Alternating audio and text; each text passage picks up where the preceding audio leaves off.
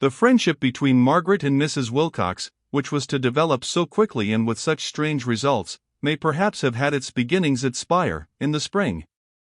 Perhaps the elder lady, as she gazed at the vulgar, ruddy cathedral, and listened to the talk of her husband and Helen, may have detected in the other and less charming of the sisters a deeper sympathy, a sounder judgment.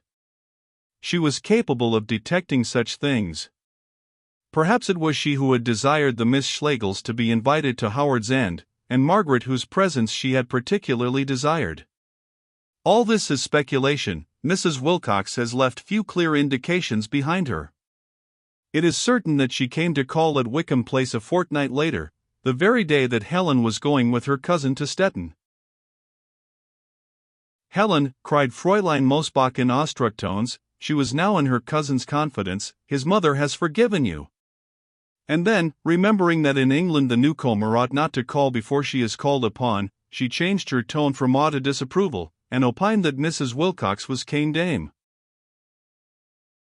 "Bother the whole family," snapped Margaret. "Helen, stop giggling and pirouetting, and go and finish your packing. Why can't the woman leave us alone?" "I don't know what I shall do with Meg," Helen retorted, collapsing upon the stairs. "She's got Wilcox and Box upon the brain." "Meg, Meg, I don't love the young gentleman, I don't love the young gentleman, Meg, Meg." "Can a body speak plainer?" "Most certainly her love has died," asserted Fräulein Mosbach. "Most certainly it has, Frida, but that will not prevent me from being bored with the Wilcoxes if I return the call." Then Helen simulated tears, and Fräulein Mosbach, who thought her extremely amusing, did the same. "Oh, boo-hoo! Boo-hoo-hoo! Meg's going to return the call, and I can't. 'Cause why? 'Cause I'm going to Germany." "If you are going to Germany, go and pack. If you aren't, go and call on the Wilcoxes instead of me." "But, Meg, Meg, I don't love the young gentleman, I don't love the young Olud. Who's that coming down the stairs?" "I vow 'tis my brother." "Oh, criminy!" A male, even such a male as Tibby, was enough to stop the foolery. The barrier of sex, though decreasing among the civilized, is still high, and higher on the side of women. Helen could tell her sister all, and her cousin much about Paul. She told her brother nothing. It was not prudishness, for she now spoke of the Wilcox ideal with laughter, and even with a growing brutality. Nor was it precaution, for Tibby seldom repeated any news that did not concern himself. It was rather the feeling that she betrayed a secret into the camp of men, and that, however trivial it was on this side of the barrier, it would become important on that. So she stopped, or rather began to fool on other subjects, until her long-suffering relatives drove her upstairs. Fräulein Mosbach followed her, but lingered to say heavily over the banisters to Margaret, "It is all right, she does not love the young man, he has not been worthy of her." "Yes, I know. Thanks very much. I thought I did right to tell you." "Ever so many thanks." "What's that?" asked Tibby. No one told him, and he proceeded into the dining room, to eat plums. That evening Margaret took decisive action. The house was very quiet, and the fog, we are in November now, pressed against the windows like an excluded ghost. Frida and Helen and all their luggages had gone. Tibby, who was not feeling well, lay stretched on a sofa by the fire. Margaret sat by him, thinking. Her mind darted from impulse to impulse, and finally marshaled them all in review. The practical person, who knows what he wants at once, and generally knows nothing else, will accuse her of indecision. But this was the way her mind worked. And when she did act, no one could accuse her of indecision then. She hit out as lustily as if she had not considered the matter at all. The letter that she wrote Mrs. Wilcox glowed with the native hue of resolution. The pale cast of thought was with her a breath rather than a tarnish, a breath that leaves the colors all the more vivid when it has been wiped away. Dear Mrs. Wilcox, I have to write something discourteous. It would be better if we did not meet. Both my sister and my aunt have given displeasure to your family, and, in my sister's case, the grounds for displeasure might recur. So far as I know, she no longer occupies her thoughts with your son. But it would not be fair, either to her or to you, if they met, and it is therefore right that our acquaintance, which began so pleasantly, should end. I fear that you will not agree with this. Indeed, I know that you will not, since you have been good enough to call on us. It is only an instinct on my part, and no doubt the instinct is wrong. My sister would, undoubtedly, say that it is wrong. I write without her knowledge, and I hope that you will not associate her with my discourtesy. Believe me, yours truly, M. J. Schlegel. Margaret sent this letter round by the post. Next morning she received the following reply by hand. Dear Miss Schlegel, you should not have written me such a letter. I called to tell you that Paul has gone abroad. Ruth Wilcox. Margaret's cheeks burnt. She could not finish her breakfast. She was on fire with shame. Helen had told her that the youth was leaving England, but other things had seemed more important, and she had forgotten. All her absurd anxieties fell to the ground, and in their place arose the certainty that she had been rude to Mrs. Wilcox. Rudeness affected Margaret like a bitter taste in the mouth. It poisoned life. At times it is necessary, but woe to those who employ it without due need. She flung on a hat and shawl, just like a poor woman, and plunged into the fog, which still continued.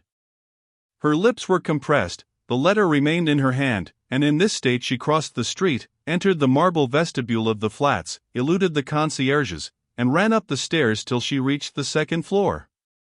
She sent in her name, and to her surprise was shown straight into Mrs. Wilcox's bedroom. Oh, Mrs. Wilcox, I have made the baddest blunder. I am more ashamed and sorry than I can say. Mrs. Wilcox bowed gravely. She was offended, and did not pretend to the contrary. She was sitting up in bed, writing letters on an invalid table that spanned her knees. A breakfast tray was on another table beside her. The light of the fire, the light from the window, and the light of a candle lamp, which threw a quivering halo round her hands, combined to create a strange atmosphere of dissolution. I knew he was going to India in November, but I forgot. He sailed on the 17th for Nigeria, in Africa. I know. I have been too absurd all through. I am very much ashamed. Mrs. Wilcox did not answer. I am more sorry than I can say, and I hope that you will forgive me. It doesn't matter, Miss Schlegel. It is good of you to have come round so promptly. It does matter, cried Margaret. I have been rude to you, and my sister is not even at home, so there was not even that excuse. Indeed? She has just gone to Germany. She gone as well, murmured the other. Yes, certainly, it is quite safe, absolutely, now. You've been worrying too, exclaimed Margaret, getting more and more excited, and taking a chair without invitation. How perfectly extraordinary! I can see that you have. You felt as I do, Helen mustn't meet him again. I did think it best. Now why? That's a most difficult question, said Mrs. Wilcox, smiling, and a little losing her expression of annoyance. I think you put it best in your letter. It was an instinct, which may be wrong. It wasn't that your son still. Oh no, he often, my Paul is very young, you see. Then what was it? She repeated, an instinct which may be wrong. In other words, they belong to types that can fall in love, but couldn't live together. That's dreadfully probable. I'm afraid that in 9 cases out of 10 nature pulls one way and human nature another. These are indeed other words, said Mrs. Wilcox. I had nothing so coherent in my head. I was merely alarmed when I knew that my boy cared for your sister. Ah, I have always been wanting to ask you. How did you know? Helen was so surprised when our aunt drove up, and you stepped forward and arranged things. Did Paul tell you? There is nothing to be gained by discussing that, said Mrs. Wilcox after a moment's pause. Mrs. Wilcox, were you very angry with us last June? I wrote you a letter and you didn't answer it. I was certainly against taking Mrs. Matheson's flat. I knew it was opposite your house. But it's all right now? I think so. You only think? You aren't sure? I do love these little muddles tidied up. Oh yes, I'm sure, said Mrs. Wilcox, moving with uneasiness beneath the clothes. I always sound uncertain over things. It is my way of speaking. That's all right, and I'm sure, too. Here the maid came in to remove the breakfast tray. They were interrupted, and when they resumed conversation it was on more normal lines. I must say goodbye now, you will be getting up. No, please stop a little longer, I am taking a day in bed. Now and then I do.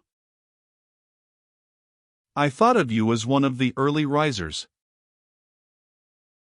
At Howard's End, yes, there is nothing to get up for in London. Nothing to get up for, cried the scandalized Margaret. When there are all the autumn exhibitions, and Essay playing in the afternoon. Not to mention people. The truth is, I am a little tired. First came the wedding, and then Paul went off, and, instead of resting yesterday, I paid a round of calls. A wedding? Yes, Charles, my elder son, is married. Indeed. We took the flat chiefly on that account, and also that Paul could get his African outfit. The flat belongs to a cousin of my husband's, and she most kindly offered it to us. So before the day came we were able to make the acquaintance of Dolly's people, which we had not yet done. Margaret asked who Dolly's people were. Fussell. The father is in the Indian Army retired, the brother is in the army. The mother is dead. So perhaps these were the chinless sunburnt men whom Helen had espied one afternoon through the window.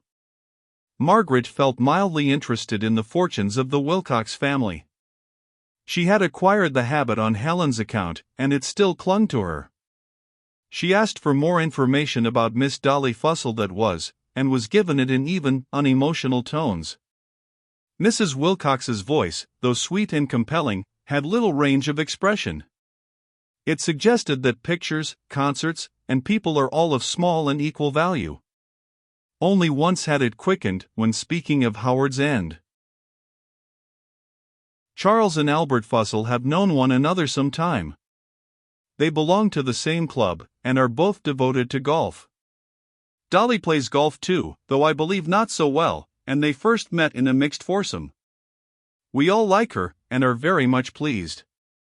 They were married on the 11th, a few days before Paul sailed.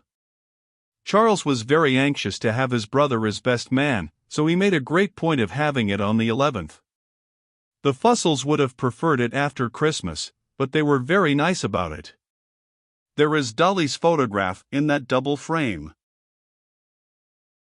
Are you quite certain that I'm not interrupting, Mrs. Wilcox? Yes, quite. Then I will stay. I'm enjoying this. Dolly's photograph was now examined. It was signed for Dear Mims, which Mrs. Wilcox interpreted as the name she and Charles had settled that she should call me. Dolly looked silly, and had one of those triangular faces that so often prove attractive to a robust man. She was very pretty. From her Margaret passed to Charles, whose features prevailed opposite. She speculated on the forces that had drawn the two together till God parted them. She found time to hope that they would be happy. They have gone to Naples for their honeymoon. Lucky people. I can hardly imagine Charles in Italy. Doesn't he care for traveling? He likes travel, but he does see through foreigners so. What he enjoys most is a motor tour in England, and I think that would have carried the day if the weather had not been so abominable. His father gave him a car for a wedding present, which for the present is being stored at Howard's End. I suppose you have a garage there? Yes. My husband built a little one only last month, to the west of the house, not far from the wych elm, in what used to be the paddock for the pony. The last words had an indescribable ring about them. Where's the pony gone? Asked Margaret after a pause. The pony? Oh, dead, ever so long ago. The wych elm I remember. Helen spoke of it as a very splendid tree. It is the finest wych elm in Hertfordshire. Did your sister tell you about the teeth? No. Oh, it might interest you. There are pig's teeth stuck into the trunk, about 4 feet from the ground. The country people put them in long ago, and they think that if they chew a piece of the bark, it will cure the toothache. The teeth are almost grown over now, and no one comes to the tree. I should. I love folklore and all festering superstitions. Do you think that the tree really did cure toothache, if one believed in it? Of course it did. It would cure anything once. Certainly I remember cases. You see, I lived at Howard's End long before Mr. Wilcox knew it. I was born there. The conversation again shifted. At the time it seemed little more than aimless chatter. She was interested when her hostess explained that Howard's End was her own property. She was bored when too minute an account was given of the Fussell family, of the anxieties of Charles concerning Naples, of the movements of Mr. Wilcox and Evie, who were motoring in Yorkshire. Margaret could not bear being bored. She grew inattentive, played with the photograph frame, dropped it, smashed Dolly's glass, apologized, was pardoned, cut her finger thereon, was pitted, and finally said she must be going. There was all the housekeeping to do, and she had to interview Tibby's riding master. Then the curious note was struck again. Goodbye, Miss Schlegel, goodbye.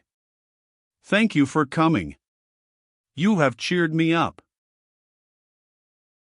I'm so glad. I wonder whether you ever think about yourself.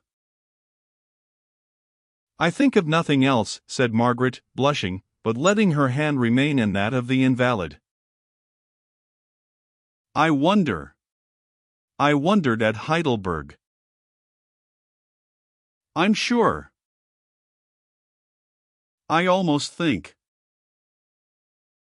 Yes, asked Margaret, for there was a long pause, a pause that was somehow akin to the flicker of the fire, the quiver of the reading lamp upon their hands, the white blur from the window, a pause of shifting and eternal shadows. I almost think you forget you're a girl. Margaret was startled and a little annoyed. I'm 29, she remarked. That's not so wildly girlish. Mrs. Wilcox smiled. What makes you say that? Do you mean that I have been gauche and rude? A shake of the head. I only meant that I am 51, and that to me both of you read it all in some book or other. I cannot put things clearly. Oh, I've got it, inexperience. I'm no better than Helen, you mean, and yet I presume to advise her. Yes. You have got it. Inexperience is the word. Inexperience, repeated Margaret, in serious yet buoyant tones. Of course, I have everything to learn, absolutely everything, just as much as Helen. Life's very difficult and full of surprises. At all events, I've got as far as that. To be humble and kind, to go straight ahead, to love people rather than pity them, to remember the submerged. Well, one can't do all these things at once, worse luck, because they're so contradictory. It's then that proportion comes in, to live by proportion. Don't begin with proportion. Only prigs do that. Let proportion come in as a last resource, when the better things have failed, and a deadlock. Gracious me, I've started preaching. Indeed, you put the difficulties of life splendidly, said Mrs. Wilcox, withdrawing her hand into the deeper shadows. It is just what I should have liked to say about them myself.